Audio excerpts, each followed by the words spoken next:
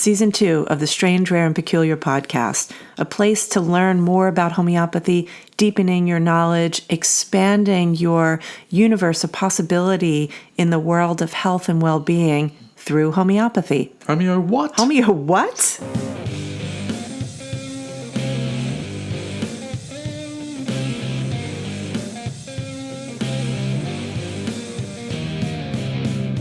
Everybody, welcome. This podcast is Back to Front, and we talk about the fluffy, fun stuff and the parties and the wearing of the frocks at the beginning, and the meat or the homeopathic part of what we have to say this week is at the end. So if you want to avoid talk about conferences in Scotland and all that sort of stuff, then fast forward. We do an overview of the Faculty of Homeopathy Conference, and it's a lot of fun. But if you're just looking for the content starts a little ways in, so fast forward. All right. See you, folks. Good morning. Afternoon, evening. Good evening. Yesterday, tomorrow. Wherever you are, in what time zone. Wow. We're back in our time zone. We are. We are. Thank God, like the sound you hear is the stirring of the tea. Can I tell you something really funny? What's that? So Kelly Webb, who's one of our students, she is, first of all, she's hilarious. And I mean that in a really good way. Kelly, if you're listening, that's a compliment. You make me laugh. And that's a plus. Anyway, but Kelly said in Fireside yesterday that we need a sponsorship from the London tea merchant because of our Naughty Vicar tea, which I think is genius. Do we reach out or do we wait for them? I just think it's funny. Just the idea that we're always drinking the same tea. And she said she tried to order the tin, because who wouldn't want a tin that says Naughty Vicar? And there was none. So, of course, the assumption was that, it's all the SRP listeners ordering their Naughty Vicar tea. That's hilarious. It is. Even if it's not true, I love it. I feel like that's probably, my major contribution. In the world? To homeopathy. Okay. Fair enough. I mean, at least you got something. Yeah. But we've been gone because... We've been gone... Look, this is I believe our third week off and from podcast duties because we have been, firstly, in Scotland. For a conference. And secondly, in Ireland. Yep. For playtime. But let's talk about this Congress. It was the Faculty of Homeopathy. Mm-hmm. It was the 100th Congress. So there are 180 some years in existence, but this was the 100th Congress. And let me tell you, they did it up. It was, and we were in a meeting today planning it for a different conference for next year. And I think 5 of us that were in the meeting... Yep. 5 of us had been there, and including the main conference organizer. It was literally the best. Why? What made it the best? Honestly, it was the collegiality. It was the events. So the talks were wonderful. All right, so the talks are good. That's important. They were, yeah. Mm-hmm. And we can talk. Maybe we'll talk a little bit about what we talked about. But it was, it was you and your kilt, I think, actually. So it was actually the extracurricular activities. It was. Look, if you've never gotten to see homeopaths dancing, really put it on your bucket list. It is my favorite activity to participate in and to observe. And there were multiple opportunities, but the best. So it was held at the Surgeons' Quarters in Edinburgh, and to give you an idea, it was this college stems back to 1505, and they take their 1505 seriously enough that it's the Wi-Fi code. 1505. So we were in what felt like a hallowed space full of history. Yeah. And so the Faculty of Homeopathy, these are the medical homeopaths from the UK. I mean, that's the organization. We are really lucky to be included in that organization. Al and I sit on the research board. Mm-hmm. And our program has been, how do you say?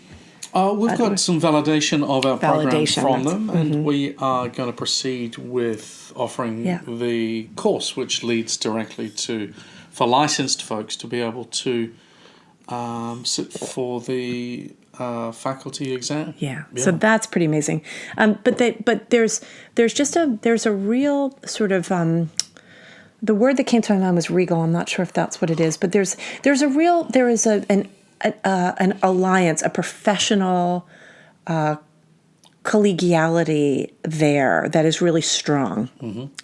And I love being a part of that. It feels amazing. It sort of feels so validating with what we're all doing. And I think the celebration of that was really important. So on the first day, on the Thursday night, there was a welcome drinks opening of the Congress in this gorgeous building. So you come in and you check your coat, and then you walk to where they're taking pictures in front of a 2-story high Christmas tree, and then you go up this curving staircase, this gorgeous curving staircase with these paintings. And I happened to spot one behind the Christmas tree. My boyfriend, Sir Isaac Newton, and I went right. I made a beeline for it, and it didn't have a name plaque. And somebody said, "Are you sure it's him?" I was like, "Yes."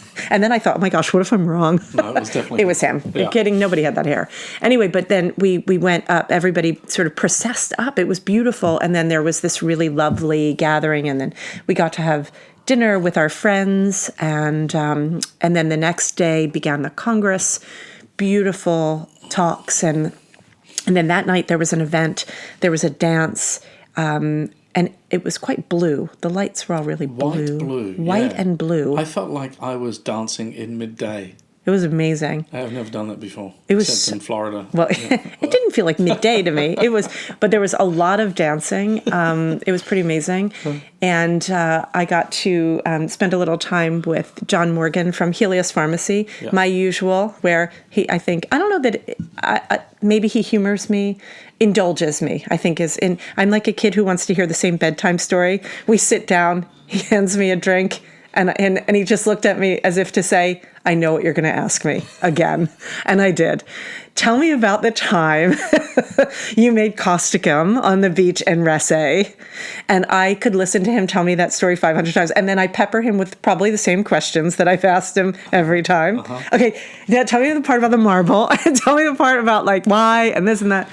Anyway, he agreed to do a fireside chat with our students, which I think will be amazing. Anyway, so we spent this time, we were dancing.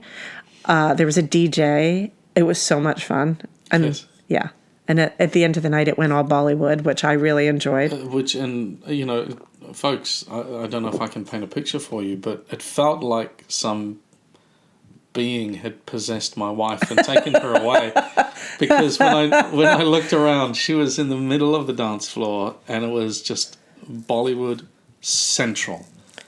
Wow. Yeah. And I thought, I'm just going to step away from that. Which was probably safer. Oh, yeah.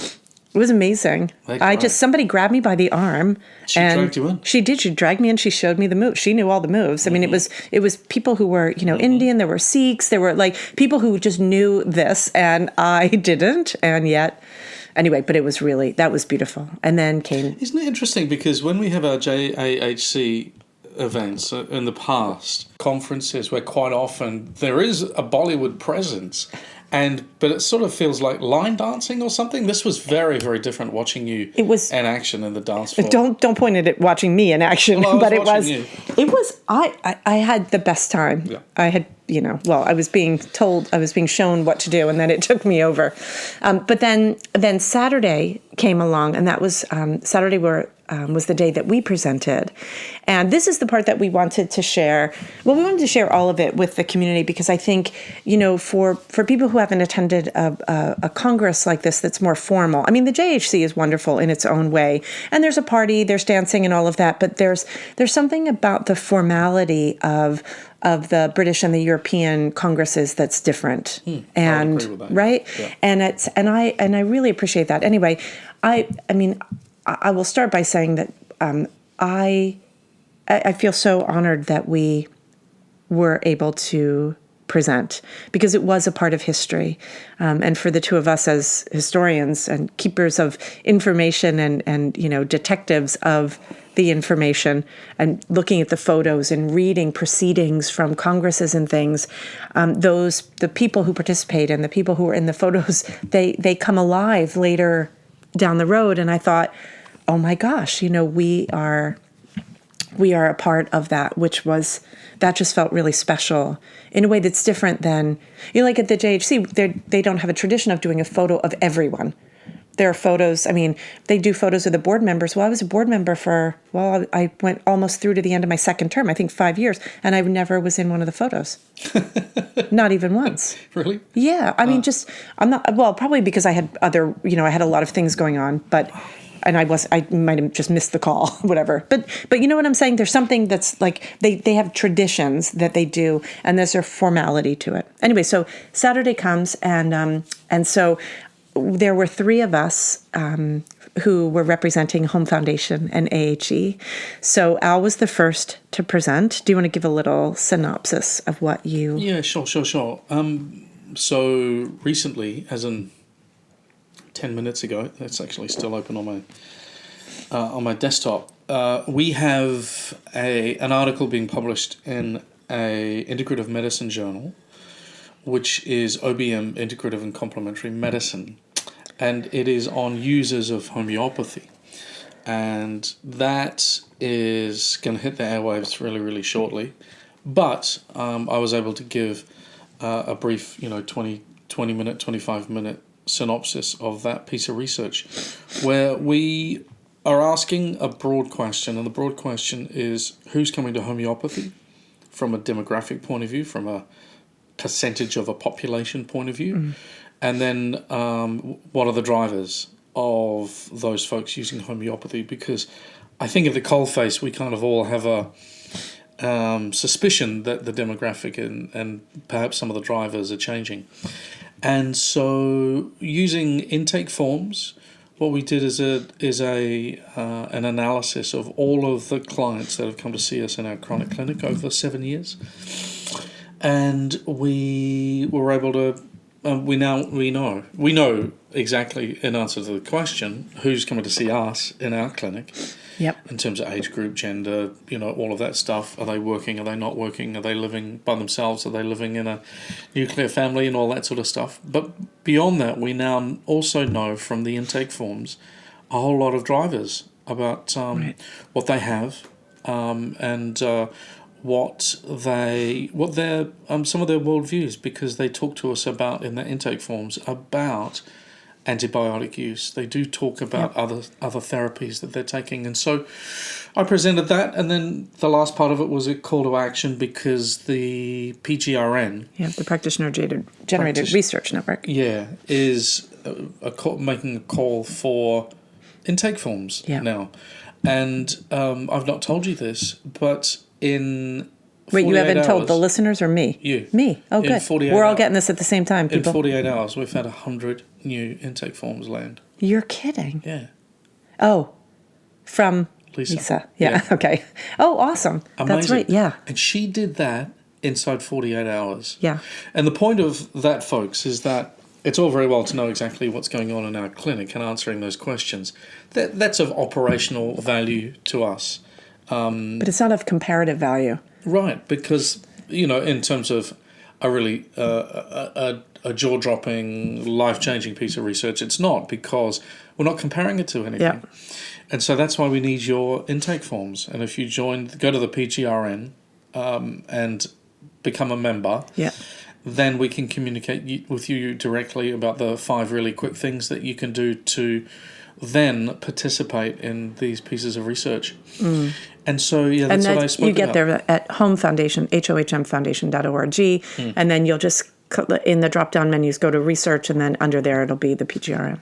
Yep. You know something, you talk about how the 7 years that we have the data from, because those are the 7 years since we've been doing our forms in a certain way and blah, blah, blah. But it would be interesting and impossible to compare it to when our clinic was live in New York, because it was really different. It was a very different demographic. Well, unless we had access to those intake forms. But I don't think we do.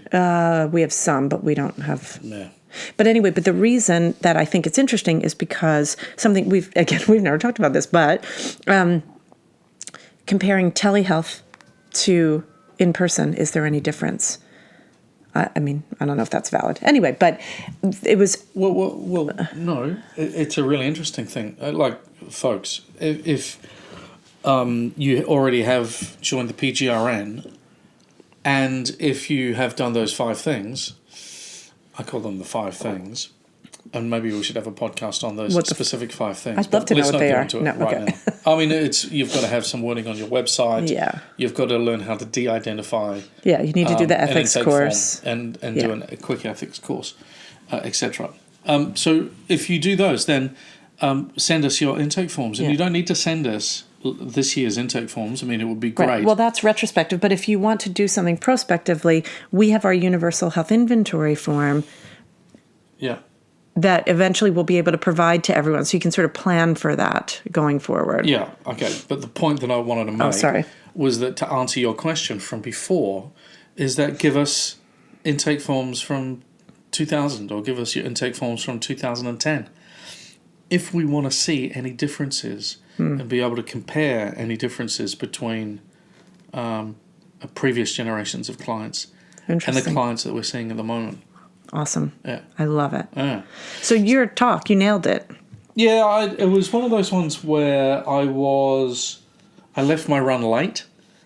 I've, talked at conferences up the wazoo forever. Yeah. And they always stress me a little and then a lot right at the end. Yeah. But I left my run late because I thought, we've written this article, I know it all in my head.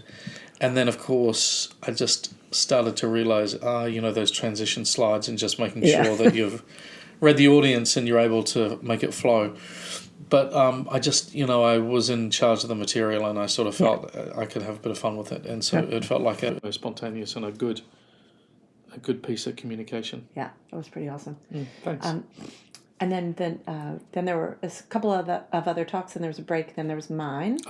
And I presented on autoimmunity, and I used PANS and PANDAS as my reference point, both historically and clinically, through the lens of the emerging trends and patterns and the disease burden of autoimmunity and Hahnemann's chronic diseases. And I was my concern was that to do that in 30 minutes felt really impossible. And I gave a disclaimer at the beginning of my talk saying that this is like being a long format documentary filmmaker making a TikTok, because this was really the distillation of basically the 2-day seminar I did in Florida last year.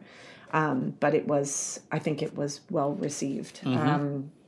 And I had a case, and it was good. It felt really different than the other. I think one of the concerns I had was that it was quite different than sort of the flavor of other presentations. Well, it's a seriously different audience. Yeah. You know what I mean? And the audience is a busy medical homeopaths. Yeah. And not, perhaps as we would be used to, passionate professional homeopaths. And I think you got to. I think we did cater for that. Take that into account. I thought it went really well. Yeah. Yeah. I was quite happy. So that was good. And then Dr. Molly Punzo presented. So after me, there were a couple more talks, and then there was a break, and then there was Dr. Molly Punzo, our lovely Molly, who presented on our comfort care project, and I cried through the whole thing. It was pretty amazing. And so she talked about the sort of contextualization of homeopathy as a part of the necessary shift in treatment from an allopathic standpoint. And it was, I'm really happy that Molly was the one to present that, because I think that her medical experience and the way that she could really give the insider medical perspective on some of the challenges to the provision of care and things that she has seen, and sort of a real inside look at the meds that are typically used and how homeopathy can change that. I think it really landed. She nailed it.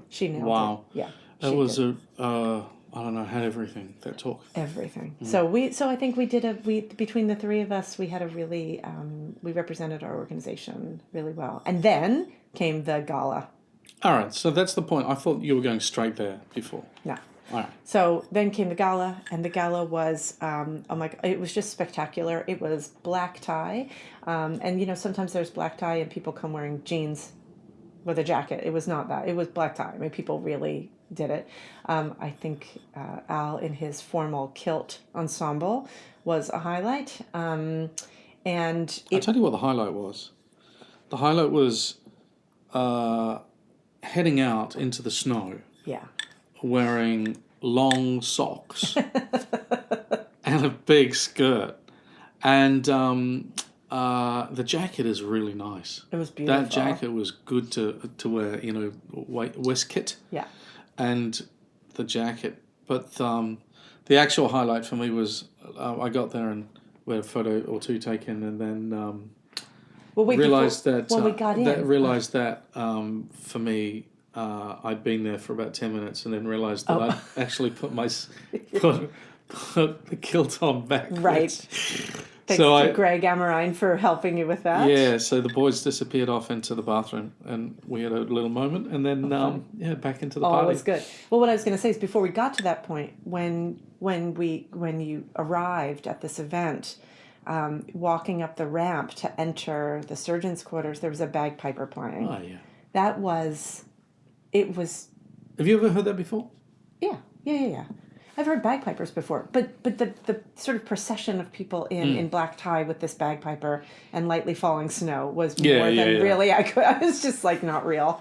It was pretty amazing. Yeah. And then they had everything was just gorgeous. I mean, they did every detail to the nines, including these gorgeous cakes in the center of every table on these beautiful cake stands with a tartan ribbon around the cake. It was like, I don't know, It met your sense of aesthetics nicely. I'm so fussy and picky about these kinds of things, and it did everything. I was pretty happy. I got to sit beside Elizabeth Thompson and Heine Fry. Yeah. That was a nice conversation. It was a really nice conversation. Yeah. Heine Fry is such a lovely man. Gem. He is a gem. He is gentle of spirit. He is serious of intellect. He's just a good human.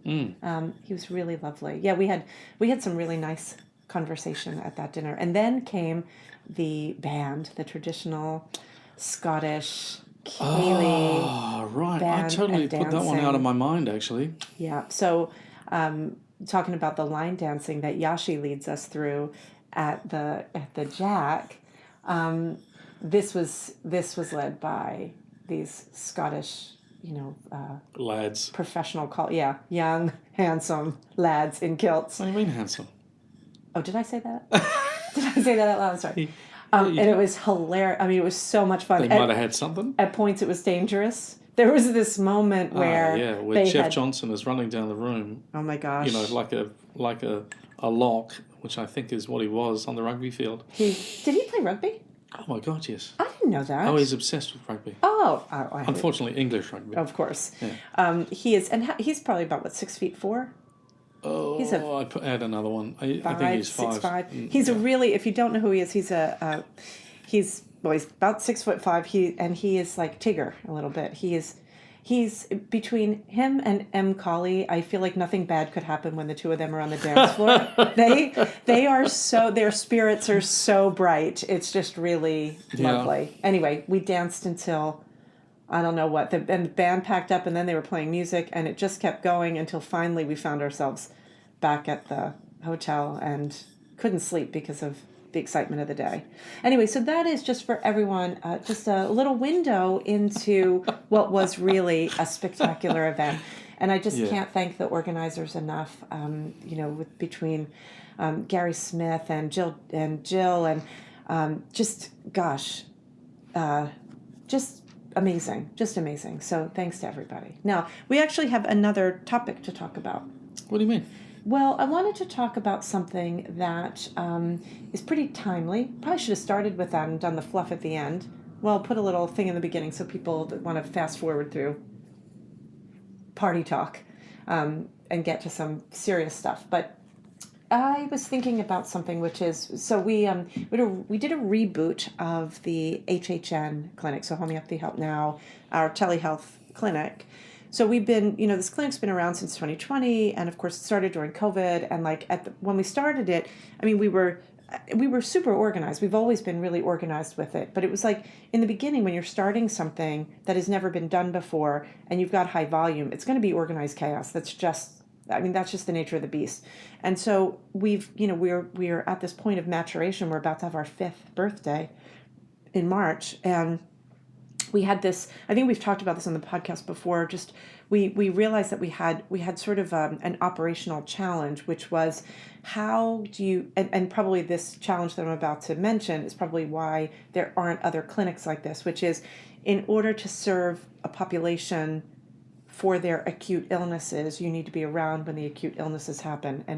And if you are teaching, right, if you're teaching and research institution, you need to have a supervisor at the same time as you have the student, at the same time as you have the client. And making that work has felt like just...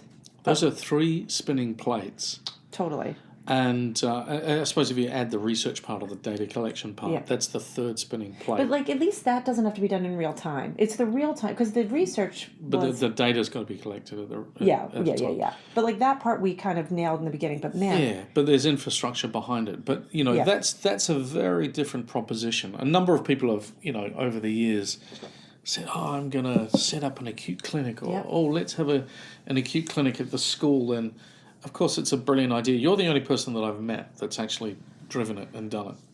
And it was. I think it's just because of COVID. Well, it was, so I want to contextualize it because, quite seriously, folks, and it's not a chronic clinic. A chronic clinic is something separate. So you got someone with an acute, and you know the definition of an acute. It's immediate and it's colourful and it's intense and it's self-limiting. And so that means that you've got to have someone there to attend to the problem being the client and their illness, within a very, very short amount of time. They can't be waiting and drumming their fingers as time goes by. And I think, what I saw you do with the establishment of it and realizing that it's going to take as much administration and infrastructure as clinical muscle was kind of firstly surprising and then a bit bewildering, and then, that's actually exactly what's required. And so if we just move forward a little bit, then one of the as we've gone through the different phases of the pandemic, and as I think people have had a big sigh of relief, the clinic has continued. It's just continued to roll with other acute challenges coming in the door rather than just pandemic COVID action. Yeah, totally. Yeah. And it's been like, and it hasn't happened, it happened in stages, I guess is the best way to say it. Well, it did, yeah. But the one thing that always kind of plagued us was this idea of the timeliness and having the people ready to deal with these cases. And anyway, I don't want to bore you with details, but what we did was... can I bore them with details? Because I'm the boring research guy. All right. We've written 2 articles on the outcomes of the clinic. The first one was an audit that we did using all of the data up until August 2020. And we measured it against every other clinic that had published data about timeliness. Oh, interesting. And we were well ahead of other clinics in being able to attend to sick people. But that was in the beginning. That was in the... Because one of the challenges that we face because of Facebook homeopathy and because of these other for-profit clinics where you have people who are basically like trolling these sites and they're ready to jump in, is that for us as a not-for-profit, as a low-cost initiative, we would sometimes be lagging behind in our response time because it was literally like real-time social media. People were trying to build their practice, were jumping on, I can do it, here's my information, whatever. And then if something happens, it's like Yelp online now where you get a bad review. And like, you remember last year when I almost had, I feel like I almost literally had a stroke when somebody was accusing us of lining our pockets and they were confusing us with another organization and they like ripped us apart online. And I called this woman and she was like, oh, sorry, I got it wrong. I was like, you got it wrong, but like, look what the reputational damage that can happen. So it's quite stressful. Anyway, forget about all that. So we finally cracked it, I think. Well, no, I think we did. Over the summer, we sort of planned for this reboot. And so the way that we're relaunching HHN is that if you go to our portal now, which is homeopathyhelpnow.com, you go through to request an appointment, and you literally have time slots, and we have 8 time slots a day, 5 days a week, so 40 slots a week, which now people can plan ahead. So if you are a student needing supervision, if you are a practitioner, like, because we've got both our practitioners, we have our supervisors, we have our students, and the students are of course supervised. So we've, and then people can plan ahead. So that I think is going to make a nice change. So that is a really big deal. It's huge. Yeah, it is a huge deal. And now that we've done it, I mean, and when I say we've done it, I mean, we sort of came up with the framework and then it had to be implemented. Thanks to Wendy Henn for managing the back end part of the implementation between her and Tabitha in, kind of keeping the admin part of things from bursting into spontaneous flames. It's a miracle. But so that means that there are 40 case opportunities a week. And then we can go do more from there. Anyway, so that is something. Then, but the other thing, and I'm thinking about this because I've been with the part-time year 1 folks, the newest folks. I've done 3 out of the 4 sessions on intro to acute prescribing with them. You're talking about the September 1st semester intake. Exactly. Yeah. And so we do this what feels like it's a long time. It's a lot of classroom time spent in getting them up to speed on acute versus chronic stuff. Acute, like, what really is an acute? When does something get treated acutely? Yeah. How do we make the decision? And we do this class, which is, we spend 2 whole sessions, so 3 hours, where it's kind of instructor led but student driven, in that people are contemplating their experiences in homeopathy or their expectations about homeopathy, and having to navigate when something is acute, when something isn't acute, and what to do about it. And what inevitably comes out of these discussions is people going, oh no. Because you start to reflect on... Oh, no. Exactly. And the faces sort of become ashen. And it's because the culture in the self-prescribing paradigm that has taken over America, by the way, not a lot of other countries, although the request for acute prescribing is starting to happen now in the UK. But in other places, people do not do the equivalent of home pancreatic surgery the way that it happens here in America. But what happens in the beginning when you start talking about this is that people realize that they've been basically giving medicine, right, for something for which it may not be appropriate. And that is, it's always a good reminder, that every year with the new students, we have this conversation and we anchor everyone in this place of having reviewed parameters about what homeopaths do and about what is good home prescribing and about when to let go of things, and that's just it's been a bit on my mind. And I thought, as we are talking about the reboot of HHN and acute prescribing, I'm talking about like the, how we're training people for the palliative and end of life care thing. There's the question that comes up inevitably, the most important question that has to be addressed is totality, right? So it really is. It's so when we say totality, what that really means is, what is the perspective? What is the lens through which a case is being viewed? And this is one of the reasons why when people say, ask 10 homeopaths what remedy they'd give for a particular thing, you get 10 different responses. And while it shouldn't be that way, the 10 different responses are likely related to the perception of the totality of symptoms. Would you agree on that? All of them. Yeah. Well, I agree with that, but I've also written about it, and that's what that's at the heart of the problem. I believe that from a historical perspective, Yeah. Hahnemann was the least loquacious in directing homeopaths to understand that critical principle Yeah. of what we do. He's pretty good with minimum dose. He's brilliant with similars. Totally. A single remedy. He played around for a while, and then he came down hardcore with a policy decision about the single remedy. But the totality of symptoms, the only thing he really says is... In aphorism 7. You go back to when the patient was last healthy. Exactly. And then... Well, that's kind of 6, and then 7. Yeah, and so then the question is, well, hang on just a minute, because the person's been alive on the planet for 42 years, and they've had this and that, and so have they, when was the last time they were healthy, is the question. And that's why people perceive different totalities and then prescribe different remedies. And I totally agree with that. And you just made me think about something, because that I need to do another review of the editions of the Organon and the changes in the early part, because so much of what we focus on when we're doing comparative analyses of the various organons is the latter parts, because it has to do with the administration of the remedies and so forth, right? Like aphorism 270 and all of that.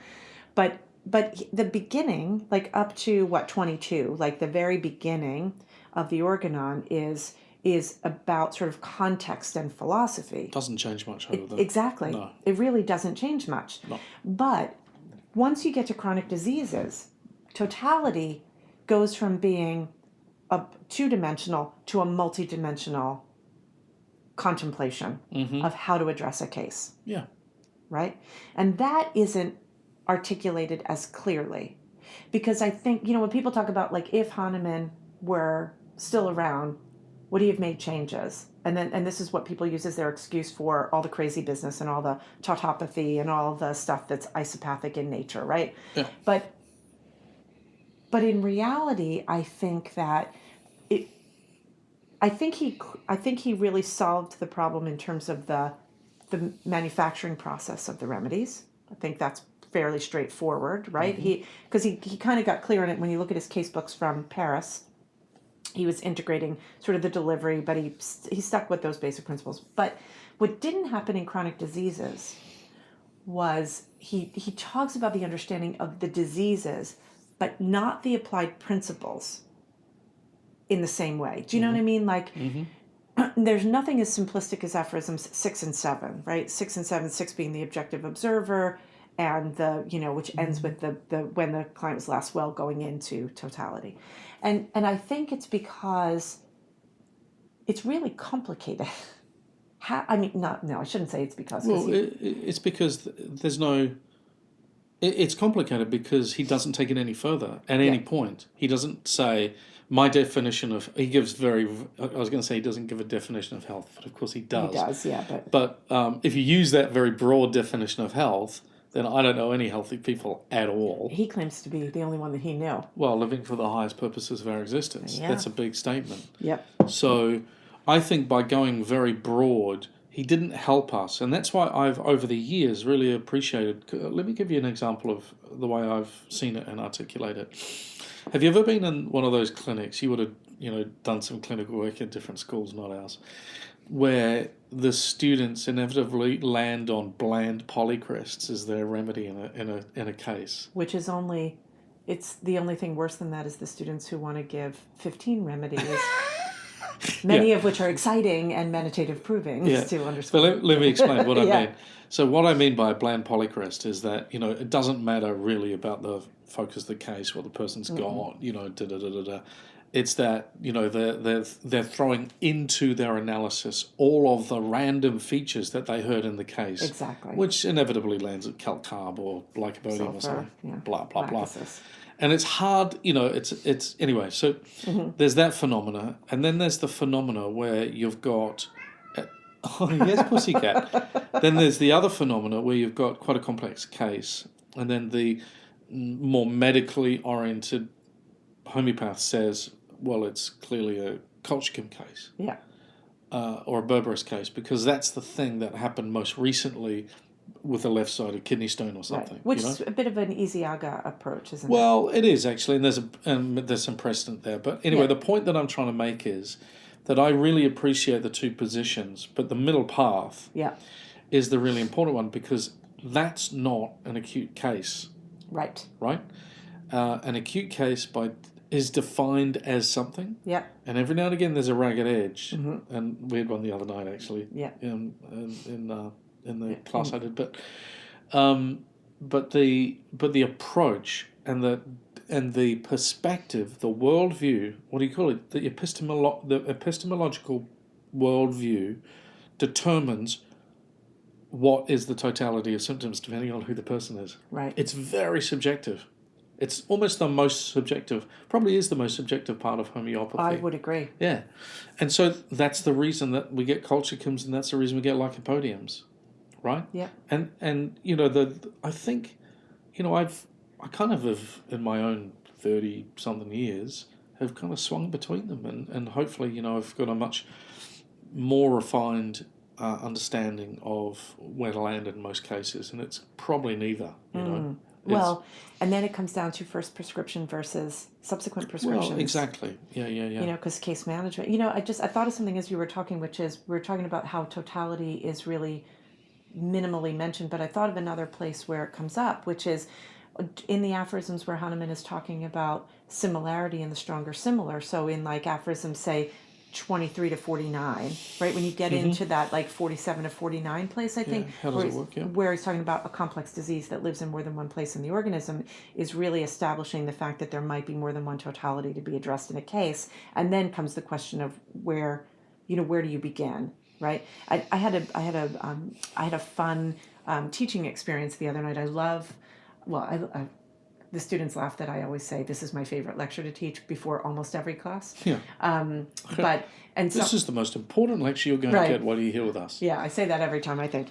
But I was teaching, so it was the sea remedies, and it's a two-part, and starts. I go from different water, right? So from, aquamarina and skookumchuck and Carlsbad and Senicula, all the way up to ambergrissia. So kind of going up, from water to, basic organisms all the way up to, to whale. And a lot of these remedies have been around for a long time. And we're not talking about this isn't a lot of the new stuff. This is going into like, Herring and Lippy and their introductions and, looking at, well, that's for next week, looking at, is it limulus or limulus is lobster? Was it crayfish? A stick? I can't think of the. Anyway. Aztec. No. What is it? Something flavus. It starts with an A flavor. Anyway, but it's crayfish but what Herring has this postulation. He says the blood of the blood is very blue, which means that there's probably a lot of copper in it, which means that it probably has qualities that cuprum would have, a spasmodic nature to it, perhaps a digestive affinity, and they've got a very small proving that he and Lippy have, and whatever. I mean, if this was after next week when I had reviewed it before teaching it again, I'd have more data. But that particular teaching that remedy always sticks in my mind because it reminds us that there are times when we are looking for something in particular, and we have to know how to find our way to it. And the totality, and we often end up in this place later on in a case. So, for example, you do your initial analysis, and you've sort of got this big clean slate. Forget about it if somebody's had 200 remedies in the 3 months before, you got a little bit more of a challenge. But most of the time you've got a clean-ish slate. You're looking at the largest totality that can be perceived. You're able to see through it or at least address it from a miasmatic perspective if appropriate, yada, yada, yada. Mm-hmm. Okay, that's fine. You give a remedy, and then, of course, the name of the game is what does the remedy do, right? The action of the remedy determines all of your subsequent moves. And sometimes you go and look at a case and you're like, ugh, it becomes bland except for a little bit. And the question of totality then starts to shift. And then you go, oh, wait a second.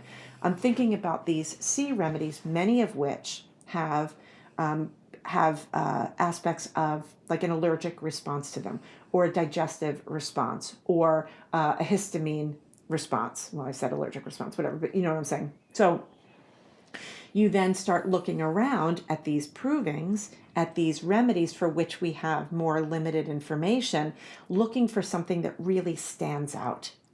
And this was the point that I was making with those students, is like you've got these remedies that we don't have a lot about, but what has the authorship shown us, either through their provings or clinical data, that is like the standout thing in this particular remedy that can be very helpful down the road. They're often not your first prescription, but you're at that juncture, right? And this is where at this juncture, a lot of people go, oh, I need to give a nosode, or I need to give a tautopathtic remedy, or they need a detox or whatever. When in reality, it's about the appropriate totality, and sometimes it's finding that funny little remedy. And so we had or at least I had a really good time in using that as a sort of subtext pedagogy, right? Because in the old literature, and I was saying to the students in between time till I see them next week, look at some of the old cases, go to some of the old journals that you've got on radar, and start looking at how in the 19th century and the early 20th century they were prescribing.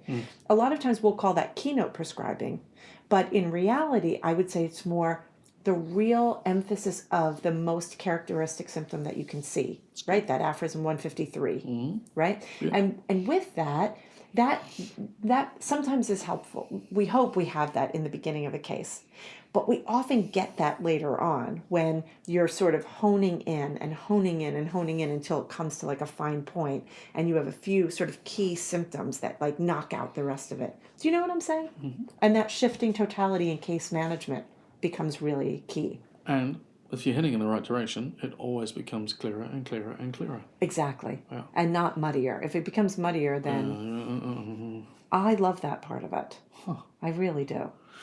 Well, you started talking about acute and chronic, and you've ended up at case management. I don't know how that happened. Oh, good point. Via some sea remedies. Yeah, I can't tell you. Yeah. Yeah. That's okay. It is. But we have like pent up energy for podcasting because we haven't really been able to be consistent, but now we can. Exactly. Because we're back. So, do we summarize all of that? Give it a go. Well, in the last 2 weeks, I've been wearing a frock and been thinking about acute and chronic disease while driving through Ireland and drinking Guinness. Instead of having Thanksgiving at our house with 25 people. Actually, we don't do Thanksgiving on the Thursday because I always want the kids to be able to, like, if they have friends or partners to celebrate with them, we do Friday, and then we get everybody. It's very lovely you do that, actually, and I think it's the creative solution. So Thanksgiving is somewhat subdued, mostly. We make a curry. Yeah, we make a curry. Make a nice massaman curry, and then, but not this year. We haven't gone all out with Thanksgiving. Did you miss it? I did. Yeah, you did. I really did. Yeah. We had it in a pub. What did we eat? Which was fine. Pot pie. Fish pie. Oh, it was amazing. Anyway, the people don't have time for this. We stayed in a fishing village. We stayed in a fishing village, and we were only there 4 days, but they're all a blur. They're all a blur. It was really nice. Anyway, we'll leave it there. Well, we're going to have a blowout for the solstice instead of Thanksgiving this year, so that'll be nice. All right. Thanks for all you do for homeopathy, people. I'm glad to have you here. Stay in touch. Let's have your questions if you've got any, and we'll see you next week. We'll do it again. All right. All right. Bye. Later, people. Are you a professional homeopath ready to take your practice to the next level? Maybe you've had some tricky clients or feel like you could use a refresher. AHE is now offering postgraduate options that will kick off in the new year. Single courses, customizable packages, or even a full immersion over 2 years are available. Head to ahe.online and submit a contact admissions form to schedule a chat with our admissions advisor, Amy. She can go over options with you and see what will work best for you.